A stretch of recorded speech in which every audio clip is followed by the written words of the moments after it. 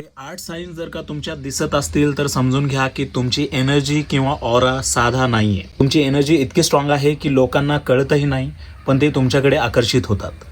हे 8 साईन्स दिसले तर समजा तुमच्यात काहीतरी असामान्य आहे. नंबर 1, अनोळखी लोक तुमच्याकडे आकर्षित होतात किंवा दुरूनच घाबरून जातात.